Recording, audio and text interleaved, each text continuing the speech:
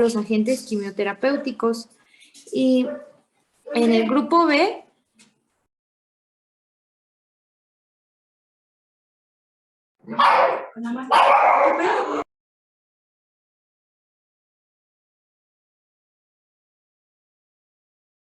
También no juegas con él, ¿cómo crees? en el grupo B, perdón, es que le estaba cayendo. No te preocupes. En el grupo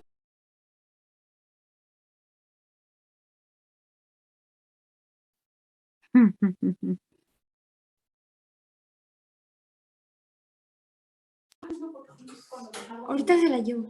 En el grupo B, que es la demografía, pues en esta va a estar marcado el sexo, que principalmente en las mujeres, y cuando es improbable, pues es la obesidad. En el caso de las enfermedades, pues van a ser las infecciones por VIH. La siguiente, por favor.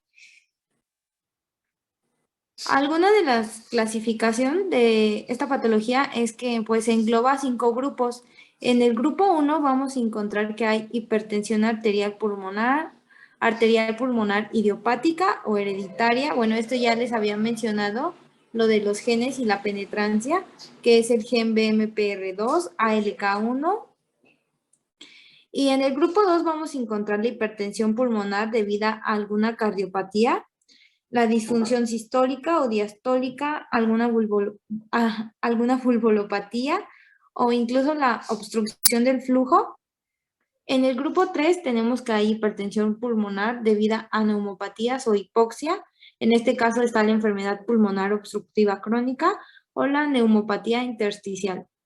En el grupo 4 tenemos que hay hipertensión pulmonar tromboembólica crónica y por último el grupo 5 engloba la hipertensión pulmonar con mecanismos multifactoriales a los trastornos hematológicos, trastornos sistémicos o trastornos metabólicos. La siguiente, por favor. Ok, entonces fíjense, hasta ahí tenemos para empezar que definir la hipertensión pulmonar. La hipertensión pulmonar no es, yo puedo suponerlo clínicamente, pero a diferencia de la angina y del infarto, es algo que necesito confirmar o que el diagnóstico específico se hace.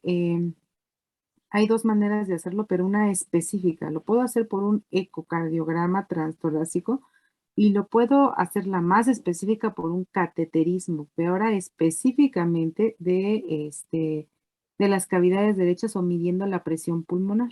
Ahora, de acuerdo a la definición entonces, se dice que la hipertensión pulmonar es cuando tienen una presión arterial media por arriba de 25 milímetros de mercurio. Entonces, para eso tendría que tener yo un catéter de Swan-Ganz. Ese catéter de Swan-Ganz se coloca por el cuello o con la intención de que ese catéter mida las presiones de las cavidades del corazón y con eso podamos medirlo. Así que para eso es un estudio completamente invasivo. Dentro de las causas que condicionan hipertensión arterial pulmonar, la principal, bueno, no hay principales, digamos, de acuerdo a el porcentaje de pacientes en estos grupos que ponen sus compañeros, un gran porcentaje de pacientes está condicionado por tromboembolia pulmonar.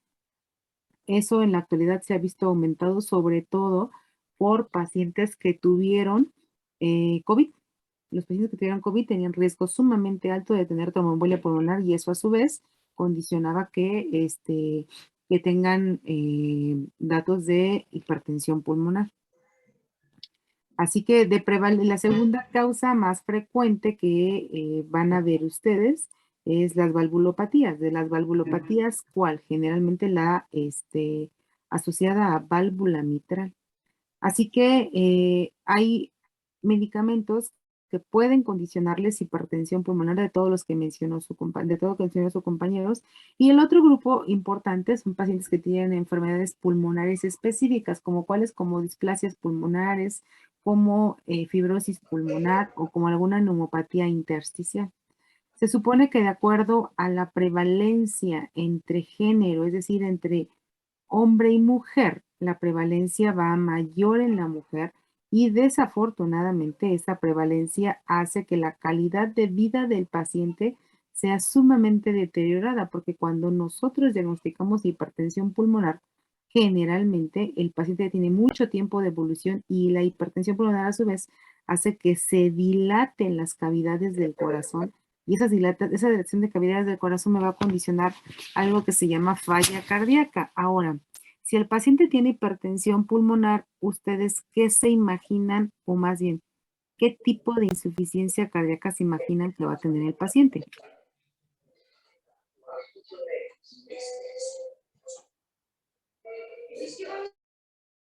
¿Derecha? Derecha. ¿Y qué características tendría?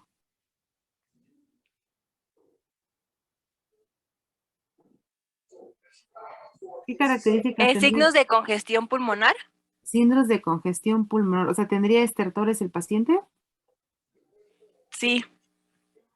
La característica de la insuficiencia cardíaca derecha, o más bien la diferencia de la insuficiencia cardíaca derecha a la izquierda, es que la izquierda se caracteriza más por tener estertores y la derecha se caracteriza más por tener un edema generalizado, por tener ascitis, por tener hepatomegalia, por tener edema de la pared abdominal y por tener esto de taquicardia, todo eso que vimos al principio como criterios de Bramwell, eso lo sigue teniendo igual, pero de Framingham, perdón, y criterios de riesgo de Framingham y factores de riesgo, eso lo sigue teniendo, pero el paciente que tiene hipertensión pulmonar hace más falla cardíaca, así que el motivo por el cual acude ese paciente al servicio de urgencias es por falla cardíaca derecha, y como causa de esa falla cardíaca es una hipertensión pulmonar.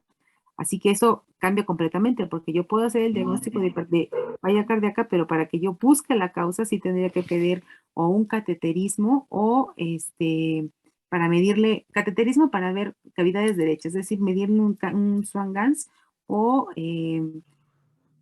hacerle o solicitarle un ecocardiograma para medir la presión pulmonar. La más específica, vuelvo a decirles, es el cateterismo. ¿Vale? Bueno, ahora sí puedes continuar. Bueno, es que iba a etiología, pero ya casi dijo todo, doctora. No, no pasa nada. Que bueno, pues complementando, ¿no? Bueno, nada más repasando lo que ya dijo la doctora, pues las causas, o sea, bueno, la etiología de la hipertensión pulmonar, pues se puede deber a diversos factores, como ya también lo mencionó. Se puede dar por algunos medicamentos, pues se puede dar por factores hereditarios. Ahí les puse algunos genes, que pues es donde aquí se presenta la hipertensión pulmonar. Y casi siempre las mutaciones en el BMPR2 van a causar el 75% de los casos de hipertensión pulmonar. Y las otras mutaciones que ahí les puse, pues son mucho menos frecuentes, que van alrededor del 1 o menos del 1% de los casos. Se me vinieron a comprar y les dije que ahorita en la magistral. Ahí tienen sus micros prendidos. Creo que sí. Bueno, y alrededor del 25% de estos casos, pues va a ser hereditario, como ya lo mencioné. Faltó algo de agregar que sí lo olvidé, y son las enfermedades inmunológicas. Sí. El lupus es una de las enfermedades que condiciona más hipertensión pulmonar, además, y eso lo han de haber visto cuando vieron clases de reuma. El lupus y el síndrome de fosfolípidos son enfermedades inmunológicas y que, si se acuerdan de estas patologías, es más frecuente que sean en mujeres, y es por eso que la prevalencia es más en mujeres que en hombres, de 2 a 1. Sí, es cierto, doctora. Gracias por agregarlo. Pues ya, ¿le puedes pasar a la que sigue, por favor?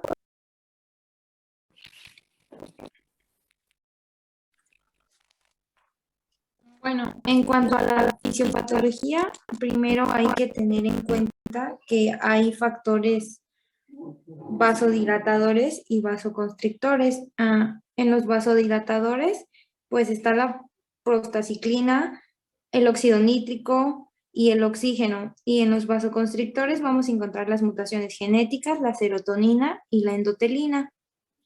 Bueno, vamos a empezar de que hay una alteración de la función endotelial. Esta va a estar mediada pues por la predisposición genética, que es un factor de riesgo, o por distintos factores como el VIH, la hipoxia, la trombosis, todos los que ya les había mencionado en las tablitas anteriores. Esto nos va a ocasionar una disfunción endotelial. Cuando va a existir esta disfunción endotelial, nos va a conducir a un desequilibrio en los agentes vasoactivos. Aquí es donde va a predominar la vasoconstricción. Cuando esta llega a ser crónica, nos va a generar cambios morfológicos a nivel de la pared de las arterias. Esto quiere decir que va a haber un remodelado de la pared vascular y algunas acciones que van a contribuir a esto son la inflamación y la trombosis. Bueno, pues aquí tenemos que en la inflamación van a estar aumentadas las citoquinas, la serotonina, y esto nos va a llevar a cabo a determinar cambios en donde van a aumentar las resistencias pulmonares. Al aumentar las resistencias pulmonares, esto nos va a producir una gran carga de trabajo excesiva para el ventrículo derecho, llegando a que éste se atrofie o incluso llega a causar la muerte del paciente.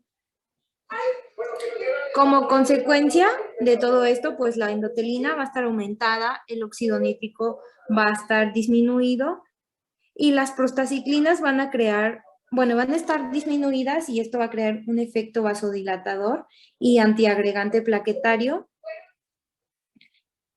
También van a estar alteradas los canales de potasio y va a haber una mayor respuesta a las señales vasoconstrictoras. Esto también va a aumentar las concentraciones de calcio. Y pues todo esto va a llevar a un remodelado vascular pulmonar y este va a ir progresando. La siguiente, por favor. Bueno, pues aquí dicho en otras palabras, les hice como un resumen que, por ejemplo, pues la vasoconstricción se va a deber a la función o expresión que van a tener los canales de potasio en las células del músculo liso y a la disfunción que va a haber a nivel del endotelio. También el remodelado vascular, pues este va a ser un proceso que va a afectar a las capas del vaso sanguíneo y aquí se van a llevar a cabo los cambios proliferativos y obstructivos. La siguiente, por favor. ¿Alguien tiene prendido su micro si quieren apagarlo para que nada más esté el de Jimena prendido y ya no se escuche tanto ruido? Esto que está diciendo Jimena es bien importante porque ustedes vieron el primer esquema en donde muestra esto de la endotelina, que es parte de la vasoconstricción, todo el efecto que pasa en lo que hace la hipertensión pulmonar en los vasos. Y si ustedes entienden eso, van a entender después el por qué hay medicamentos que tratan de inhibir esas respuestas, o sea, a qué nos va a llevar. Así que pónganlo en ese y después nos regresamos al cuadro para que se los vuelva a explicar. Listo, Jimena, sí. Bueno, en cuanto a la inflamación, pues bueno, aquí van a ver células y estas van a estar presentes en los cambios que va a producir la hipertensión pulmonar. Y también aquí van a estar presentes las citocinas proinflamatorias. Estas van a estar elevadas. Y en cuanto a la trombosis, pues bueno, aquí es porque la actividad de las plaquetas va a estar aumentada y va a haber un incremento en la actividad de la serotonina, en el fibropéptido y va a haber una disminución de los niveles de trombomodulina. Y esto es lo que va a conducir a un estado protrombótico. Y ya es cuando va a ocurrir la formación de los trombos. La siguiente, por favor.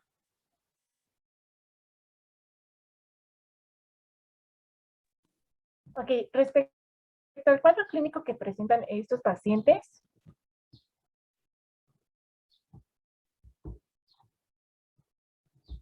gracias.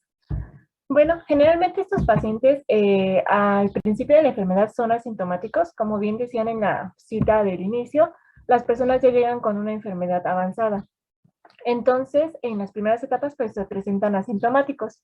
Y estos síntomas, ya cuando los presentan, pues ocurren al esfuerzo. Y ya cuando son en etapas avanzadas, los pacientes refieren también tener molestias en reposo.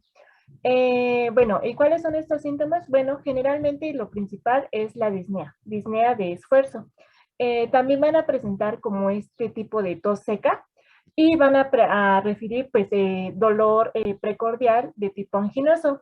Van a tener también algunos pacientes fatiga, debilidad, mareos, y sobre todo ya cuando lleguen a presentar síncope, nos va a dar referencia de un mal pronóstico para este paciente. También van a presentar palpitaciones, náuseas e incluso vómito. Todo esto que nos mencionaba la profesora de lo característico de la insuficiencia cardíaca derecha. También llegan a presentar el fenómeno de Raynaud, que pues se ve como en la imagen más o menos, ¿no? Esos cambios de coloración debido a la vascularización. Ok, entonces, una característica principal de estos pacientes, aparte de hacer insuficiencia cardíaca derecha, si ustedes entendieron el cuadro, entenderán que un paciente que tiene hipertensión pulmonar, una de las principales expresiones clínicas, independientemente de que hagan falla cardíaca derecha, es que empiezan a hacer hipoxemia, es decir, el intercambio gaseoso que existe a nivel pulmonar empieza a deteriorarse y de tal manera que empiezan a retener menos CO2 y tienen mayor intercambio gaseoso y hacen periodos de hipoxemia. Esos periodos de hipoxemia causan que el paciente entonces clínicamente tenga dificultad respiratoria. Si ustedes le toman una gasometría, va a tener un CO2 aumentado y un PO2 bajo, y además de eso va a tener acrocianosis, es decir, coloración azul de los sortejos de los dedos, puede tener acrocianosis peribucal alrededor de los labios y eso puede deteriorar su clase funcional, es decir, que el paciente no puede hacer sus actividades normales porque eso le fatiga, le cansa. Entonces, entendiendo esto, podremos justificar que ese tipo de paciente es el que llega a la consulta. Ese tipo de paciente es el que necesita forzosamente de suplementos de oxígeno, es decir, que tenga un aporte de oxígeno externo para que pueda cubrir el porcentaje de oxígeno que necesita. Todo lo demás que empiezan a decir los compañeros, eso de disnea de esfuerzo, bastante característico. La tos, pues era lo que caracterizaba, ¿se acuerdan? A la falla cardíaca que decíamos también. Entonces, eso del fenómeno de Raynaud es exactamente de la coloración violácea o ocasiones que pueden tener, sobre todo en partes distales del cuerpo. Palpitaciones, puede el paciente empezar a dilatar. La hipertensión pulmonar hace que crezcan, se dilaten las cavidades derechas del corazón, de tal manera que el ventrículo derecho, acuérdense, a diferencia del ventrículo izquierdo, maneja más volumen, así que empieza a dilatarse, empieza a crecer ese corazón. Cuando eso pasa, el paciente puede tener riesgo entonces de tener arritmias y eso deteriora aún más su clase funcional. Puede ser angina de pecho, sí. Igualita que la angina de causa cardíaca, sí. Y cuando hace síncope, la característica del síncope, o más bien, o la causa del síncope, es por periodos de hipoxemia. Así que vean qué tan incapacitante puede ser la hipertensión pulmonar. Pasa lo mismo que veíamos en la falla cardíaca, el paciente no llega en las primeras etapas, llega cuando ya está en la parte final de la enfermedad, en donde si ustedes dan medicamentos para disminuir la presión de la arteria pulmonar, eso no va a disminuir el diámetro de las cavidades derechas y el paciente prácticamente seguirá en la misma evolución que tiene de la enfermedad. Así que, ¿qué caracteriza esta enfermedad? Pues aparte de las características de falla cardíaca, la acrocianosis distal, el síndrome de Raynaud y el síncope que puede tener, que es de muy mal pronóstico porque significa que empieza a tener grados severos de hipoxemia. Así que todo el resto de fatiga, debilidad, náuseas, vómito, palpitaciones solamente es agregado. El paciente, o más bien la principal causa por la cual llega a fallecer este paciente es una insuficiencia respiratoria. Ahora sí puedes continuar. Sí, gracias, doctora. Okay.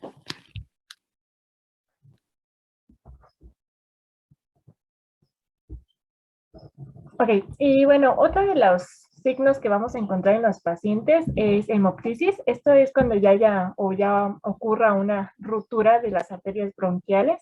También podemos llegar a percibir ronqueras o sibilancias, y esto pues va a ser debido a la compresión de los nervios o vías respiratorias por lo mismo del crecimiento de las cavidades. También llegan a presentar distensión abdominal y edema de extremidades inferiores, como mencionaba la doctora, y esto pues es resultado como tal pues de la insuficiencia cardíaca progresiva, ¿no? Del lado derecho. La siguiente, por favor. Y bueno, la exploración física, pues nosotros lo que podemos observar es el levantamiento paraesternal izquierdo al momento de hacer la palpación a nivel del tórax. Y ya en una auscultación, pues estaríamos escuchando, por ejemplo, un componente pulmonar, por ejemplo, el segundo ruido reforzado, murmullo pansistólico de regurgitación tricúspide, también un soplo diastólico que es de insuficiencia pulmonar o incluso un tercer ruido, como un ruido de galope. Y también llegamos a escuchar crepitantes inspiratorios, pero esto pueden estar presentes solamente si la hipertensión pulmonar se debe a una enfermedad propiamente del pulmón. Como bien lo mencionó la doctora, generalmente no se escuchan estos ruidos. En cuanto a los hallazgos adicionales que podemos llegar a encontrar en una enfermedad avanzada, pues sería la distensión venosa yugular, el edema ya periférico, la hepatomegalia, ¿no? Propiamente, y pues incluso también un reflujo hepatoyugular o ascitis, o incluso ya como tal, por lo mismo de la cianosis por las extremidades frías.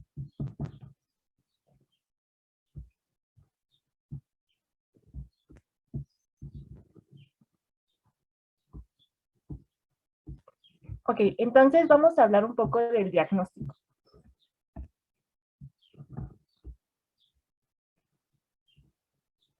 Ok, el diagnóstico, pues sí, principalmente, como bien lo mencionaba la doctora, se hace a través de ecocardiograma, ya que esto pues nos va a permitir estimar la presión arterial pulmonar a través del sistema Doppler, que bien se mencionaba al inicio, tiene que ser mayor a 25 miligramos de mercurio, y también pues demuestra pues el efecto de la hipertensión pulmonar sobre la función cardíaca. Generalmente lo que se va a observar pues es la hipertrofia y dilatación del ventrículo derecho, como se observa en la imagen.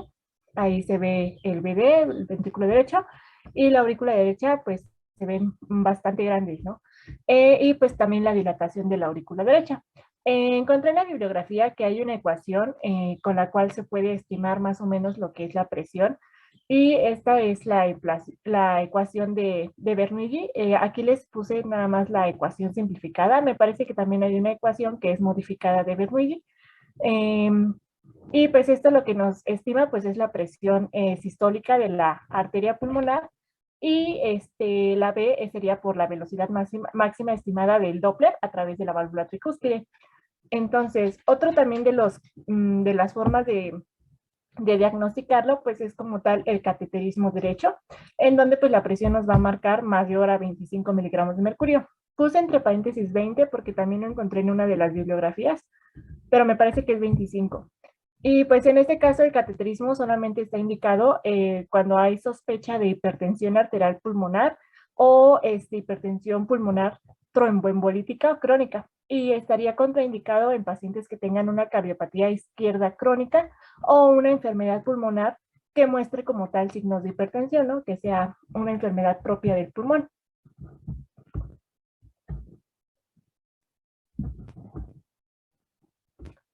Otra de las formas de hacer el diagnóstico sería la radiografía de tórax. En este caso, pues nosotros lo que vamos a poder observar es una atenuación de los vasos periféricos del pulmón, una dilatación de la arteria pulmonar principal y de sus ramas principales derecha e izquierda, que se muestra en la radiografía con las líneas azules.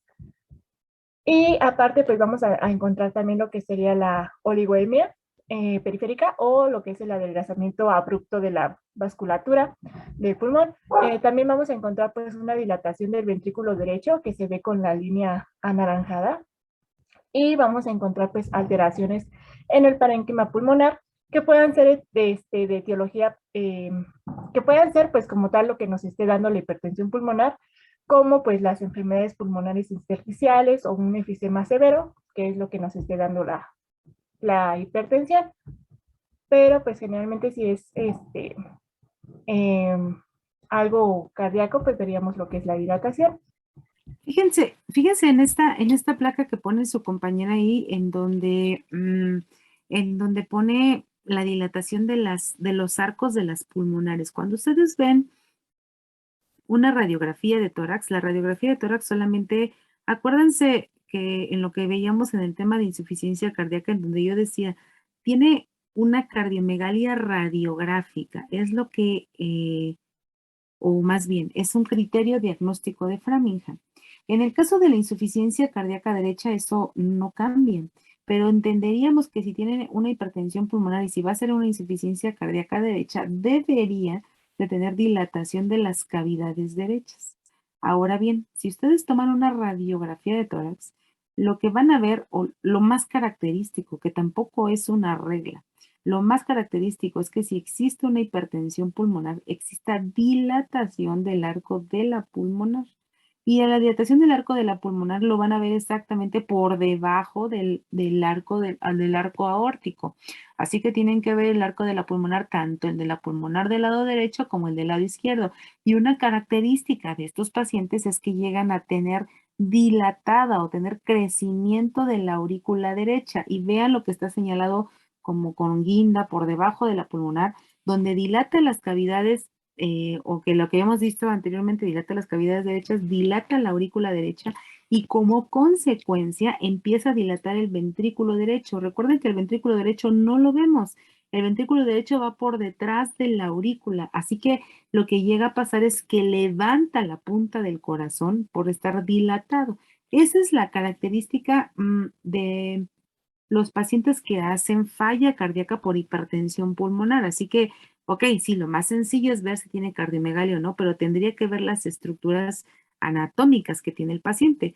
Y dentro de las estructuras anatómicas son estas, ver los arcos de las pulmonares, ver si tiene dilatación de la aurícula derecha, ver si tiene dilatación del ventrículo derecho, que nos haría suponer eso. Acuérdense que en un inicio pues yo en urgencias no le voy a poner un catéter de Swan-Ganz al paciente, ¿verdad? Solamente voy a suponer que tiene esas casas. Y la clínica es bastante representativa. Un paciente que llega con acrocianosis no es un paciente que tiene,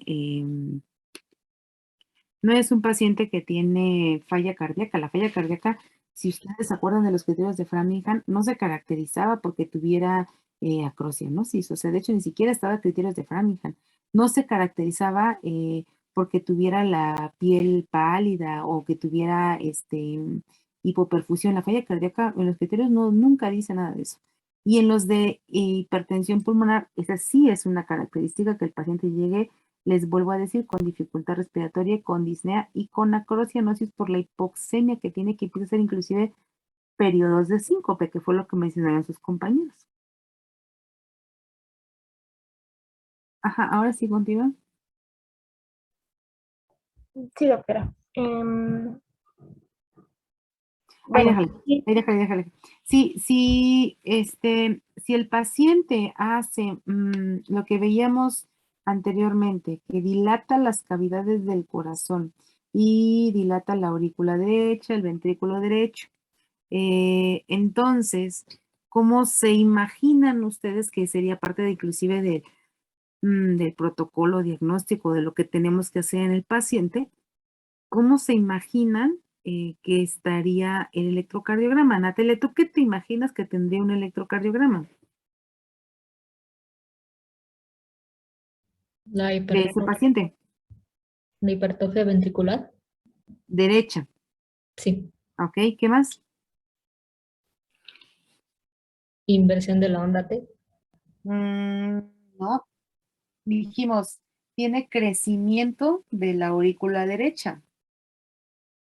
Así que eléctricamente este paciente puede tener dilatación o puede tener crecimiento de la aurícula derecha, es decir, pueden encontrar una onda P como si tuviera dos onditas, hagan de cuenta, para representar que tiene una P pulmonar y tener crecimiento de cavidades. Es que desde ahí va a tener criterios de hipertrofia ventricular izquierda y lo más característico de estos pacientes o eléctricamente es que haga un bloqueo de rama derecha, que es la característica, digamos que principal, característica bloqueo de rama derecha, hipertrofia ventricular derecha y crecimiento de la aurícula derecha, que solamente se expresa eso en el electrocardiograma. Listo, ahora sí, Natalia. Gracias. No, ¿de qué? Y bueno, sí, parte del diagnóstico pues es la realización del ecocardiograma y este pues nos va a permitir evaluar la posible aparición de arritmias de forma rápida y sencilla. Como bien lo mencionó la doctora, los pacientes generalmente suelen presentar arritmias. Y en este caso, el ecocardiograma a veces nos puede llegar a ayudar a encauzar el camino del estudio de la hipertensión pulmonar. Entonces, pues sí, efectivamente lo que se vería en el ecocardiograma sería la hipertrofia ventricular derecha. En este caso encontré que el predominio de R minúscula en el QRS va a ser generalmente en las precordiales B1 y B2. Y vamos a encontrar una inversión de la onda T y de presión del segmento ST en B1, B2 y B3. Puede haber una desviación, o más bien va a haber una desviación a la derecha del eje de QRS, y pues los datos de hipertrofia auricular derecha. ¿Qué es lo que estamos viendo en el electro? Si quieres, deja el electro para que lo explique. Miren, fíjense en el electrocardiograma que tienen y veamos, empecemos, vamos a ver la más representativa que es este B5 que está acá abajo y vean cómo empieza sobre todo en la onda P y acuérdense que es QRS y luego es la onda T. Y vean cómo la onda T en B5, en B1, en B2, en B3, en B6, en B4, en todas está siendo negativa. En todas está siendo negativa y no es simétrica, es siendo negativa y entonces empieza a haber una onda P aumentada de tamaño. Generalmente para diagnosticar que existe hipertrofia ventricular derecha o izquierda existen criterios y esos criterios se medican o más bien se evalúan de acuerdo a medir la onda R o la onda S en ciertas derivadas de las precordiales. Ahora, lo que intento con que se queden con esta información en relación al tema es que uno, el paciente, fíjense en este electrocardiograma, tiene taquicardia, después tiene unas T's que son negativas, que son asimétricas, puede tener bloqueo de rama derecha, vean cómo está el complejo en B1 y vean cómo está en B2, así que vean las diferencias que existen, que no es un electrocardiograma normal. Y después de ver eso, tienen que medir la onda P. ¿Alguien me podrá decir cuál es el valor normal de la onda P? ¿De cuánto a cuánto mide? Para que yo De sepa cero, si yo de si 0 tienen- puntos, Ajá, ¿cero qué? de punto 06 a punto 10. De 0.6 a 0.10. Así que cuando tiene crecimiento de aurícula derecha, el paciente va a tener una onda P de 0.2. Así como ustedes conocen a la onda P, que solamente es una onda, tengo que entonces ver si tiene el primer, acuérdense que la primera parte de la onda P representa la actividad de la aurícula derecha y la segunda representa la actividad de la aurícula izquierda. Así que entonces, bajo ese concepto, tendríamos que ver la morfología de la onda P. Si tenemos aumentada la primera parte de la onda P, tendríamos un criterio de crecimiento de la aurícula derecha, obviamente con otros más. Ese es el de los más importantes, pero es la característica eléctrica. Entonces, acuérdense, diagnóstico de hipertensión pulmonar tiene que ser básicamente, o más bien el diagnóstico específico de ese con un catéter de sondas. ¿Cómo podría yo intuirlo y tener un riesgo, una alta sospecha con un ecocardiograma transtorácico?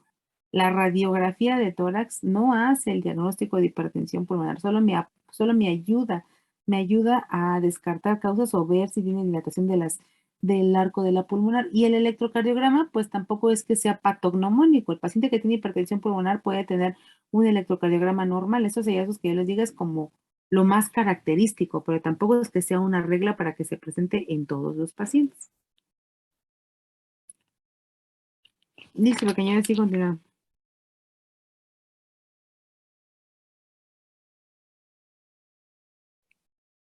Bueno, y como diagnóstico diferencial, bueno, encontré que se puede confundir con estas dos patologías, que serían miocardiopatía dilatada e insuficiencia cardíaca congestiva. En la miocardiopatía dilatada, vamos a tener que es una enfermedad progresiva caracterizada por el agrandamiento de la cámara ventricular, es decir, el ventrículo derecho, y su disfunción contráctil, lo que va a condicionar que, bueno, al igual que en la hipertensión pulmonar, se va a presentar edema periférico, disnea de esfuerzo y en la diferencia, ¿no? A diferencia de la hipertensión pulmonar, este, pues ahí en la perdón, va a existir insuficiencia del ventrículo derecho. El examen físico va a revelar distensión venosa yugular, reflejo hepatoyugular, crepitantes en las bases pulmonares, etc.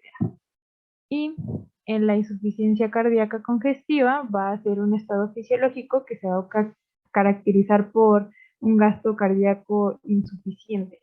O sea, no va a poder pues satisfacer todas las necesidades de nuestro cuerpo que necesita con la, ¿cómo se llama?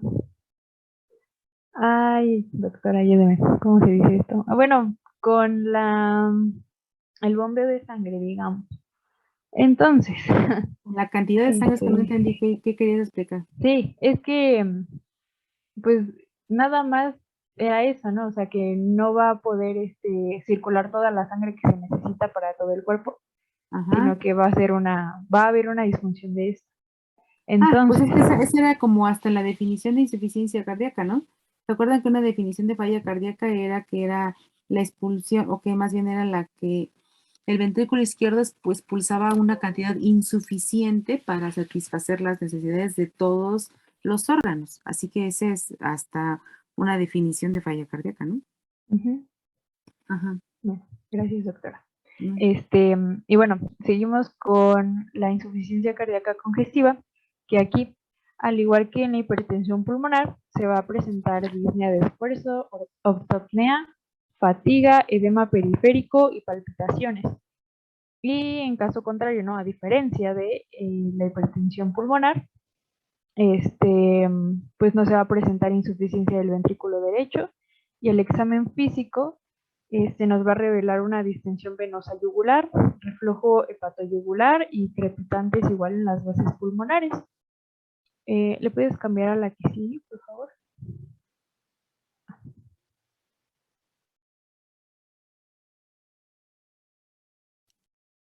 Y ya ahora vamos con el tratamiento, el cual pues, ya, el cual vamos a tener en cuenta que van a haber ciertas medidas basándonos pues como tal en todos los ambientes del paciente, ¿no? Por ejemplo, para la clase funcional 1, tendríamos que, bueno, obviamente, como antes se mencionó anteriormente, hay que, pues, obviamente, por ejemplo, una mujer, bueno, si ustedes recuerdan, es más propensa a tener hipertensión pulmonar que un hombre. Entonces, nosotros tenemos que hablar con ella acerca, principalmente si está en edad reproductiva. Tenemos que hablar con ella acerca de todos los métodos que pueden existir y tratar de evitar el embarazo si es posible. También hay que prevenir infecciones y tener un soporte psicosocial. Hay que tener en consideración que pues tenemos que hacerle, bueno, obviamente el paciente tiene que hacer ejercicio, más adelante se les voy a explicar mejor. Tenemos que tener en cuenta también que el paciente puede que necesite oxigenoterapia en duración, en viajes largos en avión. Y también incluso ver las cirugías selectivas que puede tener el paciente dependiendo sus características y si es candidato o no. Y todas estas demás medidas que se deben tener en consideración y las desaconsejadas, se las dejo aquí y ustedes las pueden leer después. Ahora sí, las medidas generales que debemos tener van a ser 4 principales. El ejercicio y la rehabilitación pulmonar, el cual lo que vamos a decirle al paciente en pocas palabras es que haga ejercicio regularmente.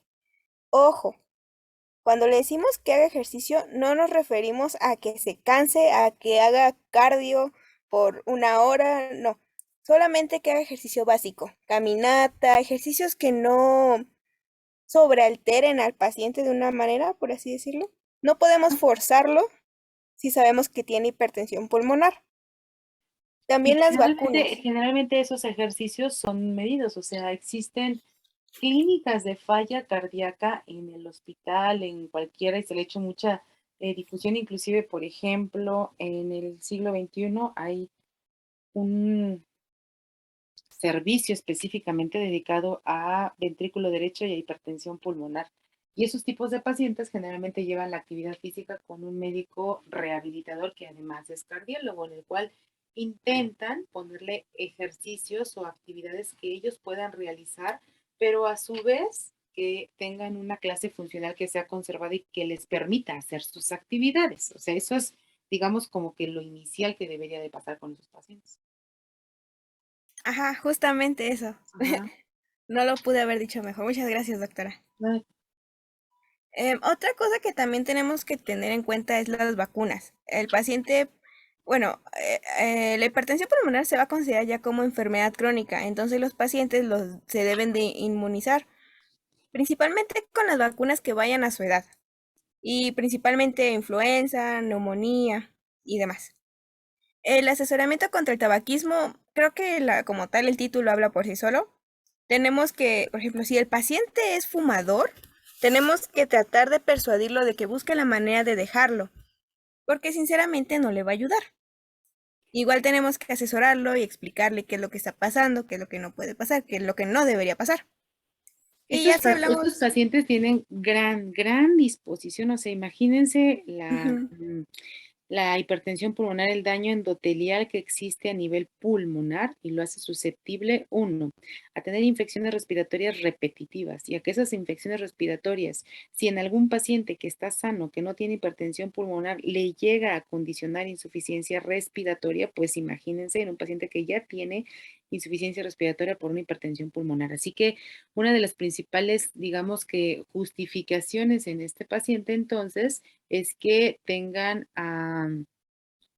rehabilitación, pero que también tengan prevención. Y esa prevención es prevención de enfermedades. Por lo tanto, deben de cuidar absolutamente todo. Deben de cuidar lo que Ujú. come, deben de cuidar qué alimentos consume, qué cantidad de líquidos consume, qué actividades realiza y aplicar las vacunas preventivas en relación a al neumococo, al Haemophilus influenza, etcétera, porque esos pacientes no se pueden dar el privilegio de estarse infectando de alguna neumonía o alguna infección respiratoria. Vuelvo a decirles, ¿por qué? Pues porque ellos ya tienen una afección pulmonar sumamente importante. Así que por eso estas son las medidas generales que son como muy marcadas en los pacientes y sobre todo porque este tipo de pacientes, la clase funcional es muy deteriorada, limita muy fuertemente su clase funcional. Son pacientes que no pueden estar sin el oxígeno suplementario fuera de su casa o dentro de su casa, que no pueden pararse al baño sin oxígeno, que no pueden comer sin oxígeno o comen o respiran, así de drástico puede ser. Así que eso es lo que al final lo lleva a la muerte, el que no tengan unas buenas medidas generales y preventivas que hacen que los pacientes tengan bastantes hospitalizaciones solamente por el mal control de las patologías que tienen. Así que esto es sumamente importante y volvemos a pasar lo mismo, porque esto pareciera que es como regla de que también esto lo mencionábamos en la falla cardíaca, de que también esto lo mencionábamos solamente, al final se vuelve en prevención y se vuelve en prevención y se vuelve en identificar los factores que podemos modificar nosotros con los medicamentos o los que puede modificar el paciente. Listo. Sí. Em, también la nutrición es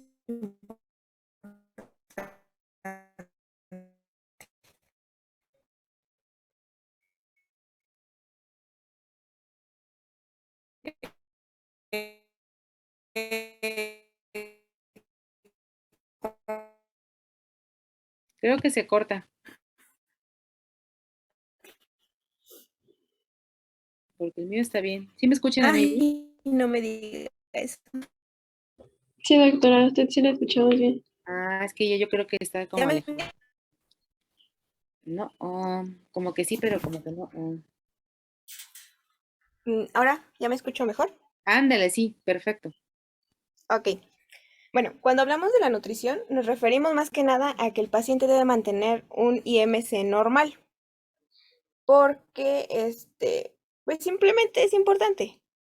¿Nos referimos a que tenemos que poner una dieta? No, sino que él tiene que mantener una dieta saludable y los hábitos saludables necesarios. Y también algo que me faltó escribir ahí es el apoyo psicosocial. Como todo paciente, cuando se le diagnostica una enfermedad crónica, simplemente va a desarrollar el miedo, la ansiedad, incluso pueden llegar a tener depresión, porque es algo que sinceramente cambia la vida, da un giro de 360 grados. Es difícil para el paciente asimilar toda esa información de un golpe. Entonces lo que podemos nosotros hacer es buscar bueno, podemos referirlo a un área psicológica, podemos hacer que familiares, amigos lo acompañen en ese momento porque es un shock, es un momento importante en el que pues sinceramente no entiende qué pasa ni por qué se da. Todavía no lo digiere.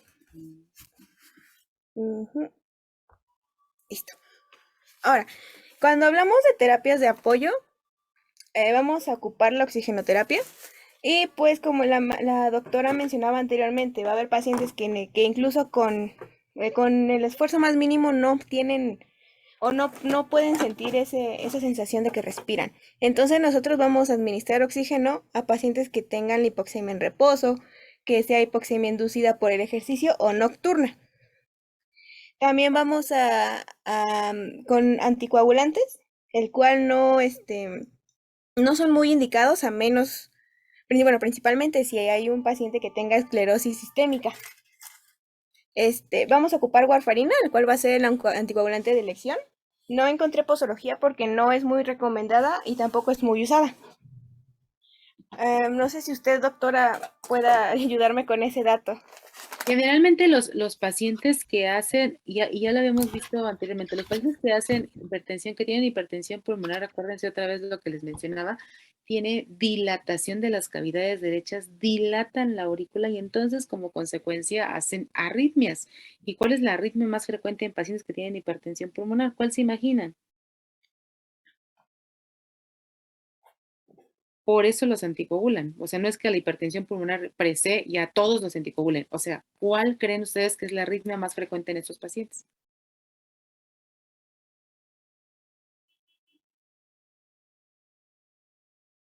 ¿Alguien que me diga?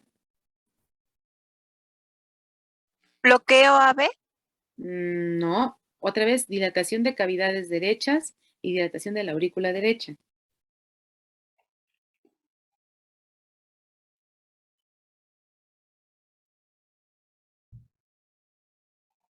¿Cuál se imagina? ¿No? ¿Ni idea? ¿El flúter auricular? Puede tener el flúter auricular y la más frecuente es la fibrilación auricular. Así que si el paciente hace fibrilación auricular, ya lo verán con el doctor Ontiveros.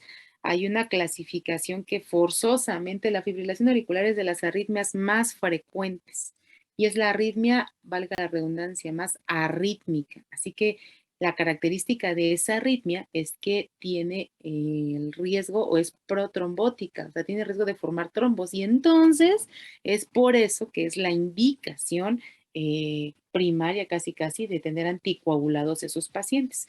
Les vuelvo a decir, no es que todos los pacientes que tienen hipertensión pulmonar deben de estar anticoagulados, no, pero la gran mayoría, un alto porcentaje de esos pacientes tienen fibrilación auricular, por lo tanto, una de las características es que tiene que estar anticoagulado. Y para estar anticoagulado, en pacientes que solamente tienen una hipertensión pulmonar, no sé, por un lupus o por un síndrome antifosfolípidos, o por alguna droga o medicamento que haya estado tomando, el primer medicamento indicado para ese tipo de patologías no es un inhibidor de la vitamina K, o sea, no es la warfarina, no es la fenocomarina. El primer indicador para eso es un nuevo anticoagulante que se llaman así como si fueran NACO, por eso se llaman nuevos anticoagulantes orales, eso así se abrevia. Y de esos está el rivaroxaban, el pixaban, dabigatran, etcétera. Y esos, a diferencia de la fenocomarina y de la warfarina, son medicamentos que no necesitan tomarles tiempos de coagulación para ver que estén en el valor ideal. Es decir, esos anticoagulantes inhiben al factor 10 de la coagulación, lo cual significa que entonces los pacientes pueden estar anticoagulados sin estarle tomando muestras de sangre como debería de pasar en la ingesta de acenocomarina y de warfarina. ¿Ok? Sí, doctora, muchas gracias. ¿No de qué? Y los diuréticos de asa también los vamos a ocupar. Perdón, los diuréticos y principalmente los diuréticos de asa. Estos pues principalmente los pacientes van a tener retención de líquidos crónica, y esto es basándonos en que es principalmente por la insuficiencia del ventrículo derecho. Entonces, de manera importante tenemos que darle diuréticos. Más adelante digo los medicamentos para que ya tengan la idea. También, por ejemplo, para comorbilidades, perdón, vamos a tratar cualquier comorbilidad que tengan y que esté asociada a ellos.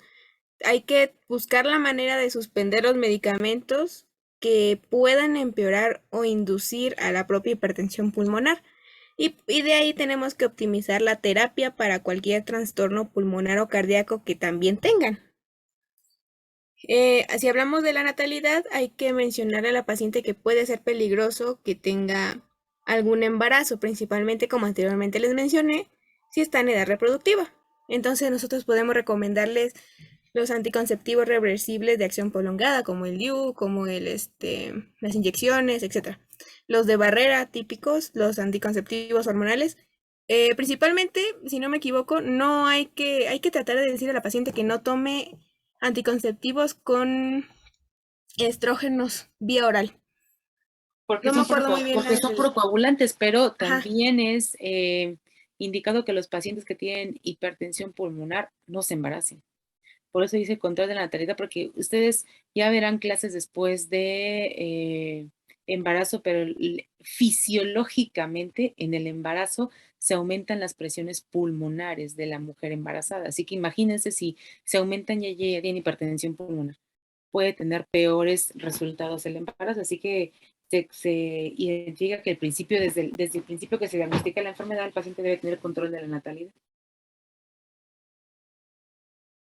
Listo, Exactamente. Y también podemos recomendar, hay que decirle de los anticonceptivos de emergencia que no los tome como dulces, porque sinceramente, si de por sí una persona teóricamente normal, que no tiene algún padecimiento subyacente, a una como mujer, que no, bueno, sí, lo que dije anteriormente, obviamente es peligroso porque son altas concentraciones de hormonas. Ahora imagínense en una paciente que tenga hipertensión pulmonar. Y algo que también podemos recomendarle, o así como decirle que tal vez es que un método ya definitivo, si la paciente no quiere tener hijos, pues ya sería la esterilización. Y si hablamos de la altitud, pues hay pacientes que pues viajan en avión, ya sea por negocios o simplemente por vacaciones. Entonces lo que tenemos que decirles es que deben continuar sus medicamentos de rutina tal cual, no se suspende ninguno y no se cambia. Y que en caso de podemos administrarle oxígeno suplementario para que las saturaciones de oxígeno estén por arriba del 90% en el viaje. Y ya serían de 2 a 4 litros por minuto. Ajá. Que generalmente lo que intentamos más bien es mantener viaje. una saturación, o sea, la cantidad de oxígeno, yo puedo no requerir oxígeno y tener hipertensión pulmonar, pero lo que me va a dictar qué cantidad de oxígeno requiero es hasta cuánto necesito para llegar a una saturación que sea por arriba del 90%. Eso es lo importante. El paciente puede tener 80 de saturación, tienes 5 litros y llega a 92, en esos 5 litros le dejo. Llega a 3 litros y tiene saturación de 92, en esos 3 litros le dejo. O sea, no es de que forzosamente debe tener de 2 a 3 litros. Sí, Marca la saturación. Y los medicamentos que vamos a ocupar van a ser bloqueadores de los canales de calcio, ya sea nifedipino o diltiazem o amlodipino. Esos son principalmente para los que tienen la hipertensión arterial pulmonar idiopática y si tienen una prueba vasodilatadora positiva. Si hablamos de antagonistas receptores de endotelina, va a ser el ambrisentan, el bosentan y el macitentan. Los primeros dos que les mencioné van a producir hepatotoxicidad. Entonces lo que nosotros tenemos que hacer es pedirle al paciente y nosotros tener un control de las enzimas hepáticas de manera mensual. Y con el último, que sería el macitentan, vamos a recomendar que periódicamente pues sí, también lo mismo, un control, pero del nivel de hemoglobina, porque puede haber riesgo de anemia. Ahorita la posología está más adelante. Y la manera de administración también. Tenemos también los inhibidores de fosfodiesterasa tipo 5 y los estimuladores de la guaninato ciclasa soluble. Los que están disponibles para el IPD5 van a ser el sildenafilo y el tadalafilo. Y los que están disponibles para el EGCS va a ser el riociguat. Lo que se recomienda es que no se ocupen al mismo tiempo, o sea, si ustedes van a dar un tratamiento, no den sildenafilo y riociguat, o es uno o es otro, no hay de otra. Y tenemos los análogos de la prostaciclina y los agonistas de los receptores de la prostaciclina, que pues van a ser el epoprostenol, el treprostinil y el celexipac. Aquí está una tablita, está bonita. Y aquí dice cómo es la vía de administración para cada medicamento. Los bloqueadores de canales de calcio va a ser vía oral. Y aquí tienen sus dosis para nifedipino, amlodipino y diltiazem. Igual para los antagonistas de receptores de endotelina, todos los que les mencioné van a ser igual vía oral. Y también los inhibidores de la fosfodiesterasa 5 y los de la guanilato ciclasa soluble. Los que van a cambiar van a ser el epoprostenol, que va a ser vía intravenosa. ¿Sí, intravenosa? Sí, intravenosa. ¿Cómo se llama? Iloprostol. Sí. Iloprost, ajá. Ajá, que va a ser inhalado. Y el trepostinil, que hay dos, ¿cómo se llama? Dos presentaciones, inhalado o vía subcutánea. Y ya el celexipac va a ser vía oral. Ahí está la posología. Estos medicamentos son importantes que los conozcan, obviamente la posología e inclusive las indicaciones tienen un pequeñísimo detalle, son sumamente caros los medicamentos. De todos esos medicamentos, el más barato y que pueden tenerlo en acceso en la farmacia con o sin receta es el Viagra, que es el sildenafilo. Pero todo el resto son sumamente caros. Así que la gran mayoría de estos pacientes, cuando tienen seguridad social, están en programas, o sea, nosotros, por ejemplo, ahí en el ISSSTE, los pacientes que tienen hipertensión pulmonar, se les tiene que hacer todo un resumen, toda una evidencia de que tienen enfermedad, porque los medicamentos tienen que llegar específicamente solo para el paciente, no se le puede dar a otro paciente. Se envían los medicamentos del 20 de noviembre de algún otro hospital o de nivel nacional y llegan para ese paciente nada más porque se ha justificado que ese paciente lo necesita. Así que vean lo complicado. Inclusive hay pacientes que tienen que referirse al 20 de noviembre para que esos pacientes tengan el medicamento. Así que he ahí lo complejo del asunto. He ahí lo complejo del asunto en que entonces no todos tienen acceso a esos medicamentos y no son medicamentos que les van a durar, que son de un día, son medicamentos que son de por vida. Así que es un foco rojo que se ha puesto pues a nivel nacional y les vuelvo a decir, en donde se han abierto clínicas específicamente para falla cardíaca derecha, que tiene mayor mortalidad, porque así como antes, así como existe, por ejemplo, el cateterismo y que les implanten el stent, etcétera, para cuando tienen infartos y tienen obstrucción de las arterias coronarias, para la hipertensión pulmonar, solamente son medicamentos, no hay otra. O sea, a veces en la etapa final y dependiendo la causa de la hipertensión pulmonar, a veces se justifica que el único tratamiento definitivo puede ser el trasplante pulmonar. Pero eso es en casos sumamente graves y sumamente severos y sumamente medidos. Así que, pues es un foco rojo, les vuelvo a decir, sí es importante que los conozcan. No todo el mundo tiene acceso a los medicamentos, de todos, probablemente el que más conozcan, el que más tengan acceso, el que más esté en la farmacia, que pueda acudir el paciente sin receta, pues es el Viagra. Todo el resto, pues no. Listo, pequeño. Gracias, doctora. Y tenemos los tratamientos invasivos. Tenemos dos tratamientos invasivos que son importantes, que uno es la septostomía auricular, el cual consiste teóricamente en hacer una derivación de derecha a izquierda en las aurículas derecha e izquierda. Este va a ser indicado para pacientes que tengan la clase funcional tipo 4, que tengan fallo del ventrículo derecho y síncope, o este puede ocuparse como un tratamiento puente para el trasplante de tienen que hacerse en centros que tengan la experiencia adecuada. Ajá. No, lo que les puse en negritas es importante porque se debe evitar en pacientes que tengan la presión de la aurícula derecha mayor a 20 milímetros de mercurio o que tengan el el SAO2 menor a 85%. Claro, o sea, una vez que tengan o que les hagan el cateterismo derecho, tienen que hacer estudios ya mediante el procedimiento de cateterismo derecho para ver la vasorreactividad que tiene el paciente.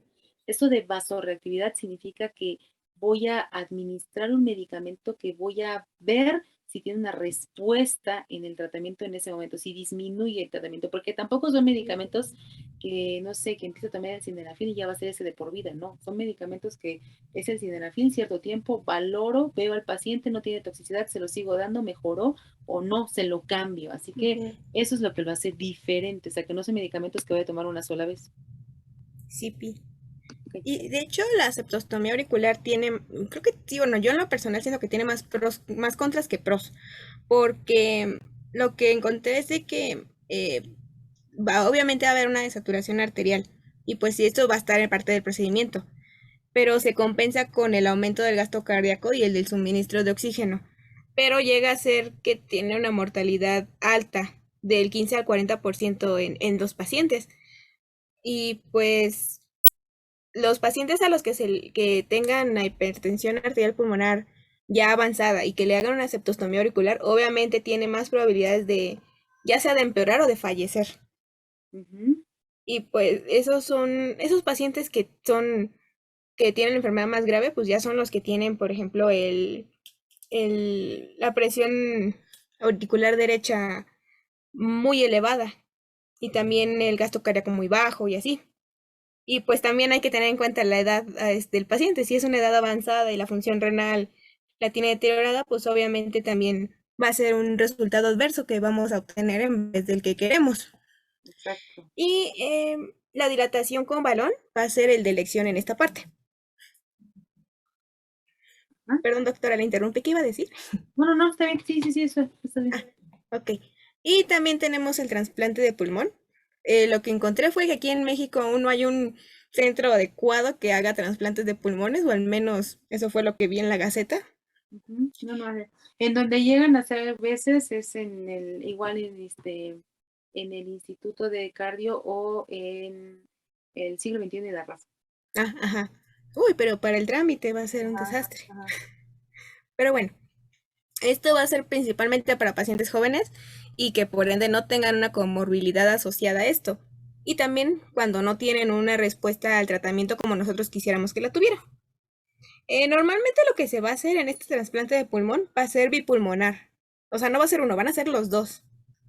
Y este va a ser un tratamiento de elección también para la enfermedad veno-oclusiva pulmonar, que ya sea conocida o sospechada, o una hemangiomatosis capilar pulmonar. Lo que tenemos como pautas va a ser que la clase funcional sea la 3 o la 4 según la OMS durante el tratamiento. También que sea la enfermedad de progresión rápida, ya sea que se la encontramos así antes de que le demos un tratamiento o después del propio tratamiento. También que estas enfermedades que les mencioné anteriormente estén en el paciente. Y pues lo que pueden también aconsejarse es que se haga un trasplante bilateral de pulmón o de corazón-pulmón. Cualquiera de esas dos es un procedimiento de elección para este.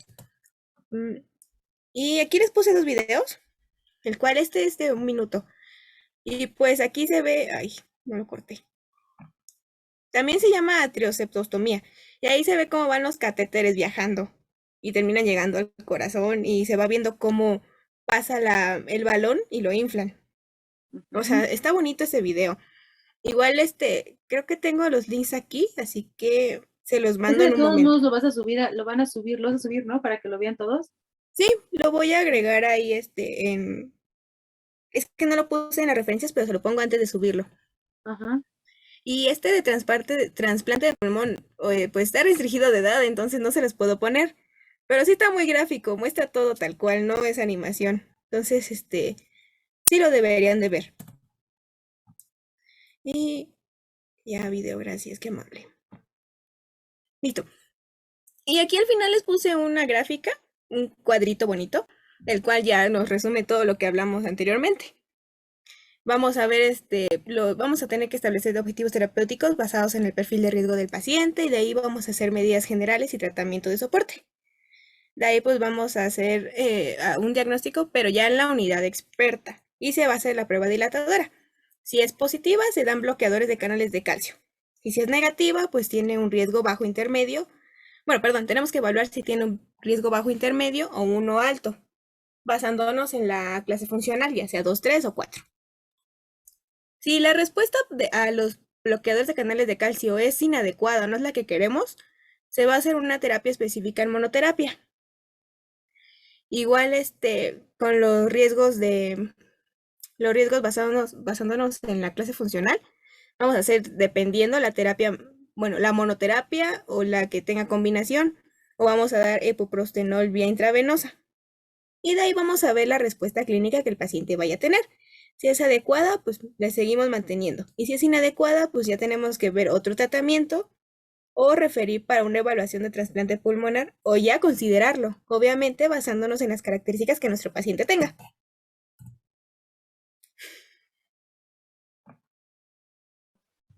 Y bueno, ya por último, vamos a tener las complicaciones y el pronóstico. Que en las complicaciones, pues bueno, evidentemente vamos a recalcar que serían, o bueno, se presentarían por un rechazo al tratamiento, ¿no? Digamos, o por complicaciones mismas en el tratamiento, que serían, pues, falta de respuesta a los vasodilatadores, que ya se mencionaron, hipoxemia, reducción del funcionamiento físico en general, que el paciente no pueda caminar más de 6 minutos, o sea, que se agite demasiado. Vamos a tener indicadores ecocardiográficos de disfunción sistólica del corazón derecho. También se pueden presentar pues un bajo gasto cardíaco. Y pues bueno, como pronóstico, ya sabemos que lo peor de lo peor sería la muerte, pero en este caso, pues bueno, les puse aquí un rango de supervivencia que puede ayudar a los pacientes si se lleva de forma adecuada el tratamiento y se responde de manera positiva al tratamiento, que sería pues un rango de 5 años de vida más, o sea, bueno, de supervivencia, 5 años, para los pacientes que están tratados, y esto va a ser alrededor de del 50% de los casos que se presenten. Y pues bueno, los pacientes que cursen con esclerosis sistémica, enfermedad de células falciformes, infección por VIH, hipertensión arterial pulmonar, pues van a tener un pronóstico peor, pues por obvias razones. Y pues ya, creo que sería todo. Así que fíjense que la hipertensión pulmonar es una muerte lenta porque el paciente generalmente evoluciona y va siendo más agónico porque su principal problema se vuelve una disnea que es incapacitante. El paciente llega a morir ahogado, llega a morir no porque tenga líquido en el pulmón, a diferencia de la insuficiencia cardíaca izquierda, llega porque no tiene la suficiente intercambio de oxígeno y de CO2.